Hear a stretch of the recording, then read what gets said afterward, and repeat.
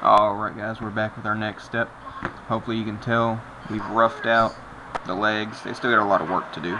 We've got the rough forms, flared out the little ankle area, and just got the rough form of the clown shoes. We got the flares on the wrist area. We still need to shape those better. But I thought a neat step would be to show is how we're going to get the ripples in the actual little collar frilly thing. I don't know what it's called. Anyway, as you can tell, I'm drawing on some just little guiding lines, and you can see here where I've already started, and we're just going to carry this throughout the whole collar area. And you want to use a angled cut.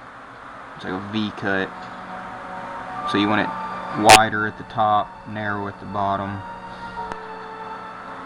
Don't want to go too deep. You want each side where you're making the cut, you want it to meet so that, boom, piece of wood pops out. And then we're going to go back and refine it later to actually give it the little wavy, rippled look it's supposed to have. Right now we're just putting the chunks, taking the chunks out of it, and we'll round it so it has that wavy look.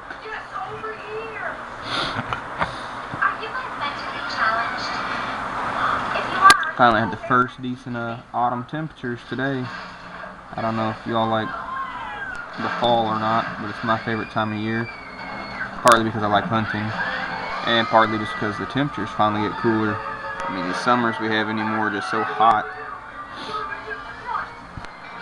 It hasn't been anything like my summer this year. If it wasn't over 100 degrees out, man, it was pouring down rain all the time.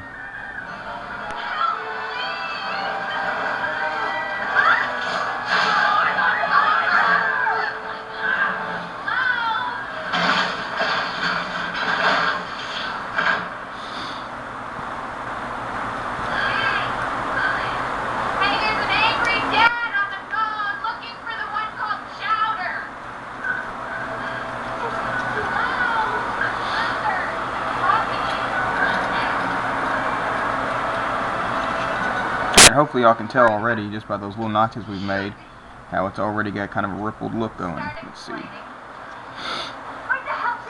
going to keep continuing it on though. Maximize the video clip.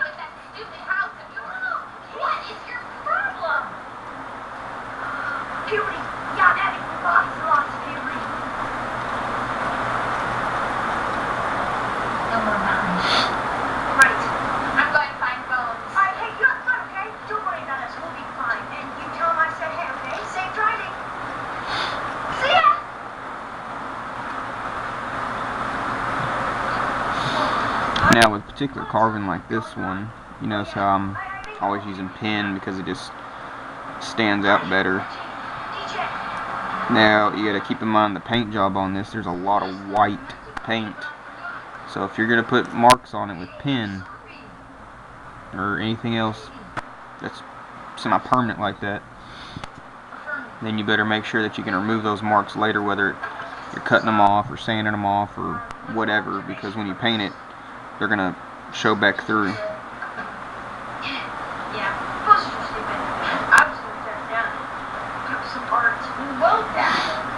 I hit the stiff spot of the wood back here, goodness. This is Charles from Jenny Bennett. She turned past president at West Park Press. That's what she wanted into. Yeah, I got it, but decided not to. It's a girls' school.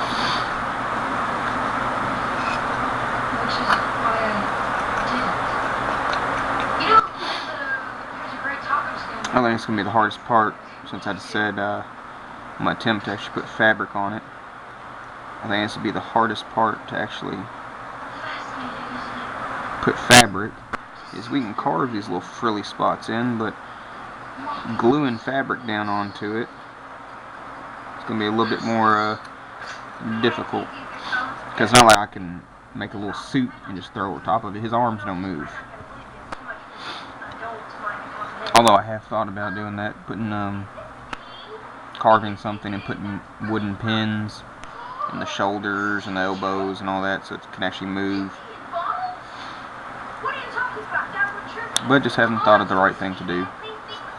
Thought doing like an automaton would be pretty neat.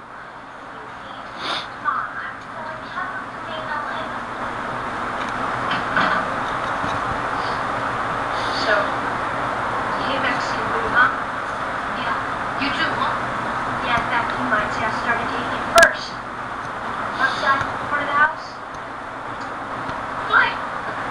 Let's get technical, okay? I started dating him through the telescope. He can't put dibs on a girl through a telescope. Well, you can't go dibs on a girl. Just did. Me too. She didn't please. Authority is so...